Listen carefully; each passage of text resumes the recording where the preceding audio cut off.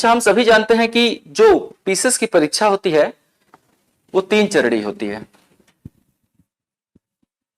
Pieces की परीक्षा 3 चरणीय होती है। पहला चरण, दूसरा चरण, तीसरा चरण। पहले चरण को हम प्रारंभिक परीक्षा कहते हैं, दूसरे चरण को मुख्य परीक्षा कहते हैं और तीसरे चरण को व्यक्तित्व परीक्षण कहते हैं। प्रारंभिक परीक्षा 400 अंकों की होती है। पहला प्रश्न पत्र जीएस का होता है, दूसरा प्रश्न पत्र सी सेट का होता है। ये दोनों प्रश्न पत्र 200 अंकों के होते हैं। इसमें जो है कि जीएस के प्रश्न पत्र में 150 क्वेश्चन होते हैं और सी सेट के प्रश्न पत्र 100 क्वेश्चन होते हैं। आमतौर पे जो सी सेट प्रश्न पत्र होता है, QUA का मतलब है क्वालिफाइंग, ये क्वालिफाइंग नेचर का होता है। इसमें आपको केवल 33% मार्क हासिल करना होता है।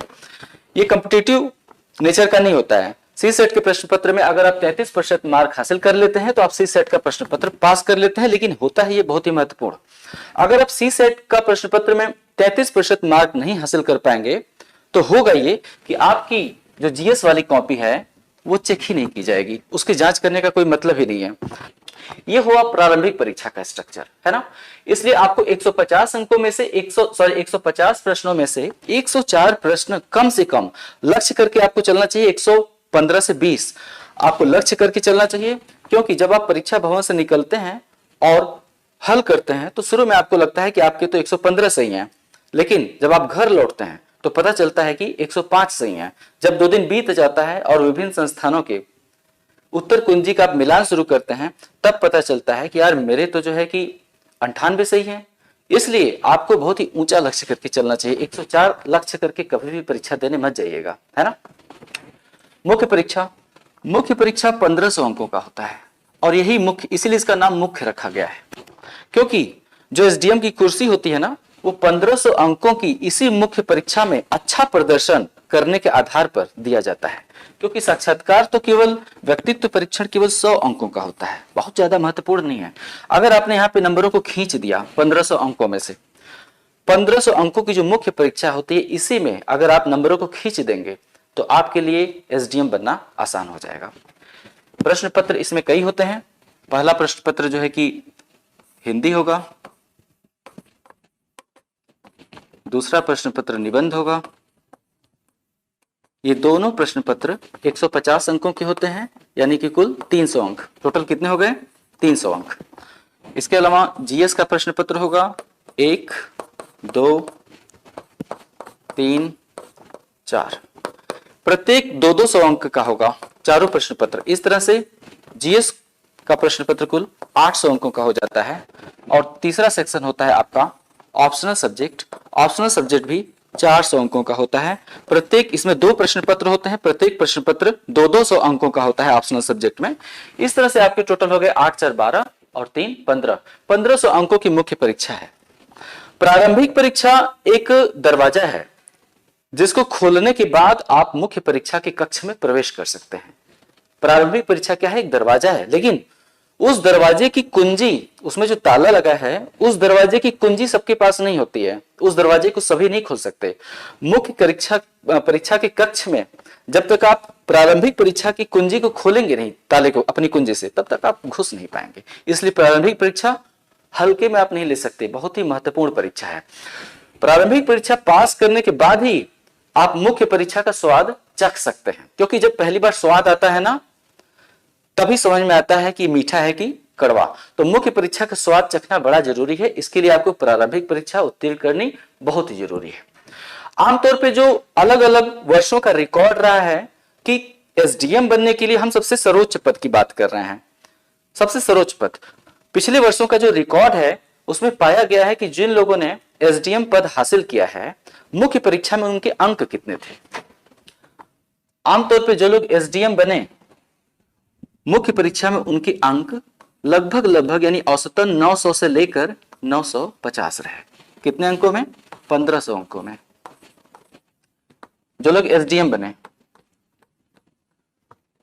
मुख्य परीक्षा के 1500 अंकों में उनके अंक उन्होंने कितने अंक हासिल किए? 900 से 950। ये सर्वोच्च अंक लाने वाले लोग थे, क्योंकि इसके बाद 100 नंबर साक्षात्कार का भी था। लेकिन उसमें साक्षात्कार में जो भी नंबर मिलता हो, लेकिन आमतौर पर यही रिकॉर्ड रहा है पिछला कि अगर आपको एसडीएम बनना है तो 1500 में से 900 से 950 अंक आपको लाना पड़ेगा। ये सर्वोच्च अंक हासिल करते हैं। इसके जो नीचे के लोग होते हैं उन्हें डीवाईएसपी पद मिलता है, यानी डिप्टी सुपरिटेंडेंट ऑफ पुलिस।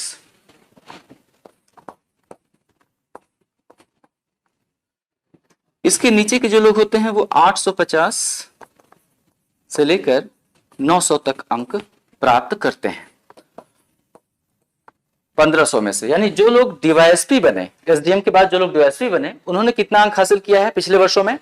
850 से लेकर 900 तक उन्होंने हासिल किया है, तब वो जाकर डीवाईएसपी बने। अभी भी इन सब के बीच बहुत सारी बातें हैं जो आने वाले दिनों में मैं करूंगा। जैसे केवल एसडीएम और डीवाईएसपी पद नहीं है, इसके अलावा बहुत सारे पद हैं। बीडीओ है, बीएसए है ना, अलग अलग असिस्टेंट कमिश्नर है, अलग अलग विभागों के असिस्टेंट कमिश्नर हैं, अलग अलग इसमें इंस्पेक्टर्स भी हैं, कुछ जेलर भी हैं। इसके अलावा जो जीजीआईसी होता है, जीआईसी में लेक्चरर का जो प्रवक्ता का पद होता है वो भी इसी के तहत चुना जाता है। लेकिन बहुत से ऐसे पद होते हैं पीसीएस में जिनके लिए विशेष योग्यता की जरूरत है। तो अगर आप में से किसी के पास विशेष योग्यता होगी ही, मैं मान के चल रहा हूं, किसी के पास कोई एमए होगा, एमए करना भी यहाँ पे विशेष योग्यता है। कुछ पद केवल उन्हीं के लिए है जिन्होंने एमए कर लिया है, तो कुछ लोगों ने एमए कर लिया होगा। कुछ पद उनके लिए है जिन्होंने बीएड की डिग्री ली है, कुछ पद उनके लिए है जिन्होंने बीए नहीं किया बल्कि बीकॉम किया हुआ है। आप समझ रहे हैं? कुछ पद उनके लिए है जिन्होंने बीटेक किया है। कहने का मतलब यह है कि एसडीएम और डीवाईएसपी के पद, ये दोनों पद ओपन है सभी के लिए। अगर आपने सिंपल स्नातक किया है तो भी, सिंपल स्नातक, अगर आपने 33% मार्क हासिल करके भी अपने बीए क्वालिफाई कर लिया है तो भी ये बड़ा ही पारदर्शिता यहाँ पे बरती गई है कि एसडीएम और डीवाईएसपी बनने के लिए आपसे विशेष डिग्री नहीं मांगी जा रही है। ये खुश होने वाली बात है ना। सिर्फ बीए करके आप इन दोनों पदों को प्राप्त कर सकते हैं, लेकिन ऐसे बहुत सारे पद हैं जो विशेष डिग्री वालों के लिए है। जब कोई पद विशेष डिग्री वालों के लिए होता है तो एक तरह से वो आरक्षण के समान हो जाता है, क्योंकि विशेष डिग्री धारक ही उस पद को प्राप्त कर सकता है। यानी कम नंबरों के साथ भी वहां पे कंपटीशन हो जाता है ना। इसके अलावा जनरल है, ये जो मैं बात कर रहा हूं ये जनरल कैटेगरी के लिए है। ये सारे पद हैं और भी ऐसी बहुत सी योग्यताएं हैं जिसके आधार पर अगर परीक्षा की आप सही से तैयारी करें तो आप कोई न कोई पद प्राप्त कर लेंगे। कौन से पद के लिए कौन सी योग्यता जरूरी है, कुछ आरक्षित पद हैं, उनके लिए मैं एक अलग से वीडियो में चर्चा करूंगा। आप अपनी तैयारी पहले शुरू करिए। आपके लिए कहां कहां पे राह आसान हो सकती है इस पर मैं चर्चा बाद में करूंगा, लेकिन अभी आपका टारगेट क्या होगा? SDM and DYSP. ठीक है, ये तो हो गया अंक पाने वाले लोगों की बात। लेकिन पीसीएस की मुख्य परीक्षा में हर कोई नहीं प्रवेश कर सकता। मैंने पहले ही बताया, पीसीएस की मुख्य परीक्षा में अंक तो आप हासिल करेंगे आप जब आप मुख्य परीक्षा में प्रवेश करेंगे, लेकिन हर कोई मुख्य परीक्षा में प्रवेश नहीं कर पाता है। क्यों?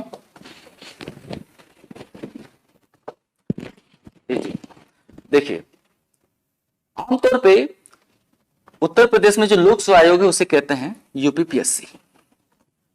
आमतौर पे यूपीपीएससी जितनी भी वैकेंसी जारी करती है, मान लेते हैं 500, यूपीपीएससी जितनी भी वैकेंसी जारी करती है उसका केवल 13 गुना, कितना? केवल 13 गुना मुख्य परीक्षा के लिए बुलाती है। 13 गुना लोगों को ही यूपीपीएससी मुख्य परीक्षा के लिए बुलाएगी। अगर यूपीपीएससी ने 500 पदों पर वैकेंसी जारी की है तो इसका मतलब होता है कि केवल 13 गुना इसका करेंगे तो केवल 6500 लोगों के लिए को ही मुख्य परीक्षा का एडमिट कार्ड भेजा जाएगा और बाकी लोगों को यूपीपीएससी टाटा बोल देगी। अगर 500 पदों पर वैकेंसी जारी होती है तो केवल 6500 को ही मुख्य परीक्षा के लिए बुलाया जाएगा, बाकी को हटा दिया जाता है वहां से। ऐसा क्यों होता है? क्योंकि मुख्य परीक्षा में केवल योग्य उम्मीदवारों को ही बैठाया जाता है। और मुख्य परीक्षा के लिए योग्यता का मानदंड क्या है? मुख्य परीक्षा में बैठने का योग्यता का मानदंड है प्रारंभिक परीक्षा को उत्तीर्ण करना। एक बात बताता हूं, 2022 की प्रारंभिक परीक्षा हुई। 2022 प्रीलिम एग्जाम, 2022 की प्रारंभिक परीक्षा हुई। कुल 7 लाख लोगों ने फॉर्म भरा था, 7 लाख आवेदन किए गए, यानी 7 लाख फॉर्म भरे गए। बहुत से लोग होते हैं जो मजाक मजाक में फॉर्म भर देते हैं, इसलिए वास्तविक जो परीक्षा में बैठने वालों की संख्या होती है उतनी नहीं होती है। 6 लाख से ज्यादा, 6 लाख से ज्यादा लोगों ने प्रारंभिक परीक्षा में प्रतिभाग किया है, यानी प्रारंभिक परीक्षा में 6 लाख से भी ज्यादा लोग शामिल हो गए। ये बड़ी फौज है। ये तो पद कितने जारी होते हैं, कभी 400, कभी 500, कभी 600, और प्रारंभिक परीक्षा कितने देने जा रहे हैं, 6 लाख लोग। इतनी बड़ी फौज देखकर एक बार किसी के भी पेट में दर्द हो सकता है कि इतना बड़ा कंपटीशन। नहीं नहीं, आपके पेट में दर्द होने की जरूरत नहीं है, यहां घबराने की जरूरत नहीं है, ठीक है, घबराने की जरूरत नहीं है, क्योंकि 6 लाख में से 5,50,000, 6 लाख में से 5,50,000 तो ऐसे कैंडिडेट होते हैं जो अपने शादी में दहेज की रकम बढ़ाने के लिए पीसीएस की परीक्षा देते हैं। यकीन मानिए, है ना, ये 5,50,000 ये सीरियस कैंडिडेट नहीं होते हैं। आमतौर पे एक फैशन है कि सभी लोग पीसीएस का फॉर्म भरते हैं, दोस्ती यारी निभाने के लिए भी लोग साथ में फॉर्म भर के परीक्षा देने चले जाते हैं। सीरियस कैंडिडेट ये नहीं होते हैं, है ना, इसलिए आपको बहुत ज्यादा घबराने की जरूरत नहीं है। हमारे यहाँ तो कोई भी परीक्षा का फॉर्म भर देता है। हमारे यहाँ जो बहुसंख्यक हैं, आपको बहुसंख्यकों से घबराने की जरूरत नहीं है ना। बहुसंख्यक जो परीक्षा देने वाले हैं उनसे घबराने की जरूरत बिल्कुल नहीं है, क्योंकि इनके पास हर हुनर होता है। मैं किसी का उपहास नहीं कर रहा हूं, सिंपल सी बात है। इनको बहुतेरे ऐसे हैं जिनको बुलडोजर पे डांस भी करना है और पीसीएस परीक्षा का फॉर्म भी भरना है, तो हम ऐसे लोगों को अपना कंपटीटर नहीं मानेंगे, है ना। मनोज तिवारी का वो गाना है ना, बचवा हमार एमए में लेके एडमिशन कंपटीशन देता। तो बहुतेरे लोग ऐसे होते हैं जो जनरली ऐसे ही कंपटीशन देते रहते हैं। जो वास्तविक कैंडिडेट होते हैं उनकी संख्या होती है 30 से 40,000। यही वास्तविक और गंभीर, यही गंभीर कैंडिडेट आमतौर पर कितने होते हैं, 30 से 40,000, और इन्हीं की आपस में लड़ाई होती है।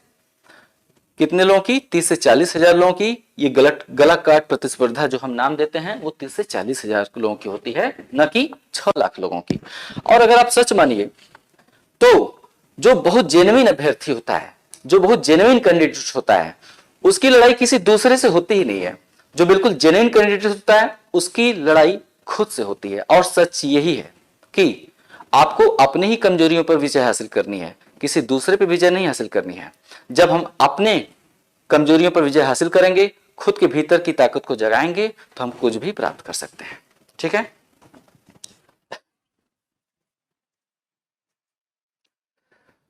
हम एक बार फिर से बता दें आपको, पीसीएस परीक्षा के बारे में हमने कुछ आपको जानकारियां दी। जो प्रतिस्पर्धा है, जो कंपटीशन है, जो चुनौतियां हैं हमारे सामने, उसके बारे में मैंने बात की। आप वीडियो को फिर से भी देख के एक बार फिर से जानकारियां ले सकते हैं। एक बार फिर से मैं आपको बता दूं कि हमारा यूपी पीसीएस का बैच 10 दिसंबर को लॉन्च हो रहा है। 10 दिसंबर को प्रारंभिक परीक्षा का बैच है। ये व्हाट्सएप नंबर है, इस पे आप एंट्री यूपी पीसीएस 2023 लिखकर भेज देंगे तो आपको एडमिशन का पूरा प्रोसेस हमारी टीम बताएगी। आपको न केवल बैच की विशेषताओं के बारे में पता चलेगा, आपको फोन कॉल भी किया जाएगा, आपको एडमिशन प्रोसेस भी भेजा जाएगा। इस पे आपको व्हाट्सएप करना है। इसके अलावा आप दिए गए नंबरों पर फोन कॉल करेंगे तो आप जो चाहे जानकारी मांग सकते हैं और चाहे तो तुरंत एडमिशन भी ले सकते हैं।